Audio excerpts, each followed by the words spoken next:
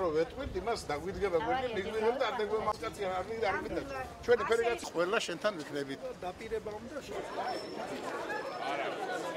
აი ბარაკებში მაცხოვრებელი რომელიც არის გასასვლელი კარგი ტემპებით მიდის და თუ გაგრძელ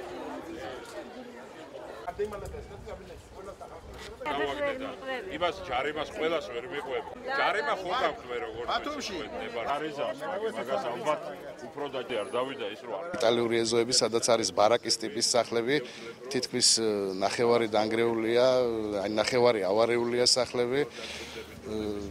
შიდა კომუნიკაციის პრობლემა ეზოებში, რა თქმა უნდა სახურავის პრობლემა და ძალიან უამრავი პრობლემებია, იმიტომ რომ ფაქტიურად არის ისეთი სახლები, რომელიც 100 წელს და მეც გადაცილებულია და შიდა ეზოები ნამდვილად